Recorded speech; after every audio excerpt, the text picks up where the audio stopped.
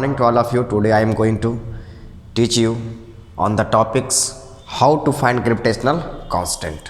तो आज हम लोग देखेंगे कैसे ग्रेविटेशनल कांस्टेंट को फाइंड आउट करते हैं। तो जैसा कि देखा गया है ग्रेविटेशनल फोर्स, ये क्या होता है ग्रेविटेशनल फोर्स, उसके माध्यम से हम लोग ग्रेविटेशनल कांस्टेंट को फाइंड आउट करेंगे। तो सबसे पहले हम समझते हैं ग्रेविटेशनल फोर्स को। ग्रेविटेशनल फोर्स का डिफिनेशन होता है, डिफिनेशन कहता है force of attraction between two bodies possessing mass is called gravitational force. Force of attraction between two bodies possessing mass is called gravitational force. तो ग्रेविटेशनल फोर्स के बारे में कहा कि कोई बॉडी जिसके पास दो ऑब्जेक्ट, जिसके पास मास हो, चाहे वो ऑब्जेक्ट छोटा हो, बड़ा हो, या फिर हल्का हो, या फिर भारी हो, जो भी है, मास उसके पास अगर होता है तो उन दोनों ऑब्जेक्ट के बीच में क्या होता है, एक फोर्स लगता है। तो दोनों ऑब्जेक्ट के बीच में जब एक फोर्स लगता है, उसी फोर्स का नाम है ग्रेविटेशनल फोर्स। जैसे एग्जांपल के रूप में देखा जाए तो मैं और वॉल, यानी I and wall, a force between I and wall is gravitational force. A force between two books gravitational force, a force between two walls gravitational force, a force between sun and earth is gravitational force। तो सन और अर्थ के बीच जो force लगता है वो gravitational force कहलाता है। यानी कोई भी दो ऑब्जेक्ट हम लेते हैं और उन दोनों के बीच में अगर कोई फोर्स लगता है तो उसको कहेंगे ग्रेविटेशनल फोर्स। ऐसा ही इस डेफिनेशन में शामिल है force of attraction between two bodies. यानी कहने का मतलब जो फोर्स हमारा होता है, ग्रेविटेशनल फोर्स जो होता है वो अट्रैक्टिव फोर्स होता है, वो रिपेल नहीं करता है, एक दूसरे को अट्रैक्ट करता है। यानी दो बॉडी जो है आपस में अट्रैक्ट करता है, एक बॉडी दूसरे ऑब्जेक्ट पे अपनी तरफ फोर्स लगाता है और जो अदर ऑब्जेक्ट है वो अपनी तरफ दूसरे ऑब्जेक्ट पे फोर्स लगाता है। दैट मीन्स आप इसको अगर समझें तो ये ऑब्जेक्ट है जिसको कह सकते हैं M1 और ये ऑब्जेक्ट है जिसको कह सकते हैं M2। ये जो है इस पे फोर्स लगाता है, यानी ये ऑब्जेक्ट इस ऑब्जेक्ट को अपनी तरफ खींचेगा और ये ऑब्जेक्ट जो है इस ऑब्जेक्ट को अपनी तरफ खींचेगा। यानी दोनों के बीच में एक फोर्स लगता है जिसको कहते हैं फोर्स ऑफ अट्रैक्शन, यानी ग्रेविटेशनल फोर्स, जिसका SI यूनिट होता है न्यूटन होता है। कोई भी फोर्स अगर किसी भी प्रकार का अगर फोर्स होता है तो उसका SI यूनिट क्या होगा, न्यूटन होगा। और यह जो फोर्स होता है जनरली वीक फोर्स होता है। ऐसा क्यों?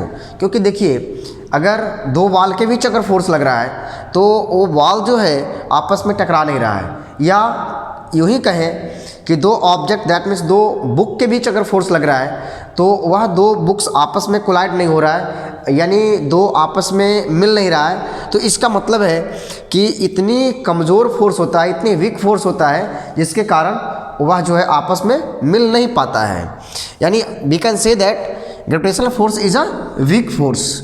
तो ये वीक फोर्स होता है। और इसमें थर्ड पॉइंट में लिखाया गया है a force acts between two bodies like two persons wall and book earth and sun ETC is a gravitational force. ये जो भी दो ऑब्जेक्ट के बीच में जो फोर्स लगता है उसको क्या कहते हैं, ग्रेविटेशनल फोर्स कहते हैं। तो आप इसे शॉर्टकट के ले लीजिए और इसको आप गेट बाय हार्ट कर लीजिए। यह जो है competitive as well as examination point of view से इम्पॉर्टेंट है। That's okay, let's come together.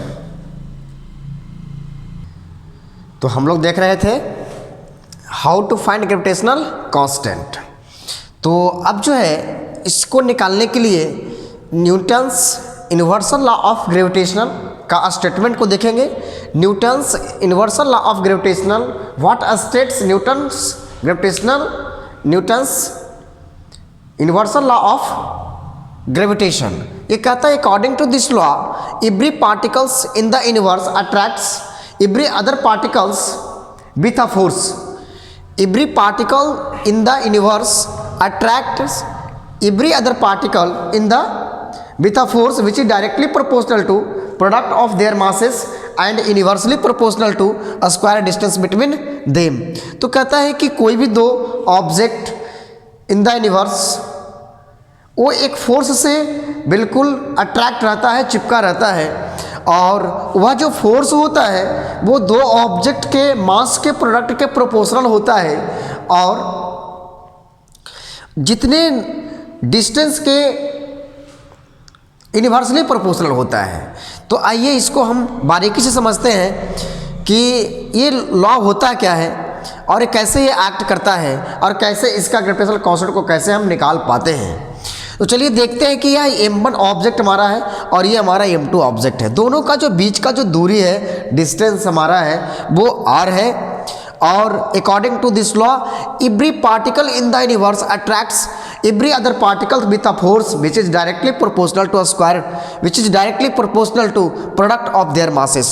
तो यहाँ जो है F directly proportional to m1 into m2 होगा और inversely proportional to a square distance between them, that means F inversely proportional to r square, या कहें ऐसा कि F directly proportional to 1/r square. तो अगर ये दोनों स्टेटमेंट को मिलाते हैं तो हमारा स्टेटमेंट ये बन जाता है F directly proportional to m1 m2 by r square. और जैसे ही यह प्रोपोर्शनल को हटाते हैं तो एक नया कांस्टेंट g आता है, g फॉर ग्रेविटेशनल कांस्टेंट, जिसका वैल्यू बदलता नहीं है। Anywhere in the universe is constant. तो F equals to g m1 m2 by r square. और यहाँ से क्रॉस मल्टीप्लिकेशन अगर करते हैं तो ये F इंटू आर स्क्वायर करेंगे तो F इंटू आर स्क्वायर बन जाएगा, यानी F इंटू आर, यहाँ पे पूरे को ले लिए हैं, g m1 m2 by r square यहाँ लिखा गया है। और ये क्रॉस मल्टीप्लिकेशन के द्वारा एफ आर स्क्वायर हेयर और जी m1 इंटू m2, यहाँ से आप g निकाल सकते हैं। तो यह जो m1 m2 मल्टीप्लाई में है ये हमारा लेफ्ट जाता है तो डिवाइड में हो जाता है F r square by m1 into m2। यहाँ पे एफ आर स्क्वायर है, स्क्वायर कर दीजिए। Therefore g equals to F r square by m1 into m2। और इसी का नाम है ग्रेविटेशनल कांस्टेंट। आप इसे लिख सकते हैं ग्रेविटेशनल कांस्टेंट। कांस्टेंट इसलिए इसको कहा गया है क्योंकि यूनिवर्स में किसी भी जगह पे इसका वैल्यू चेंज नहीं करता है। और हम लोग अगले वीडियो में देखेंगे कि वैल्यू ऑफ g क्यों नहीं बदलता है और इसका वैल्यू क्या होता है। तो विशेष जानकारी के लिए आप इस चैनल को लाइक शेयर सब्सक्राइब करें ताकि आने वाले वीडियो आपके यहाँ तक सबसे पहले पहुँचे और आपको यह वीडियो बेनिफिट पहुँचाए। तो थैंक यू सो मच।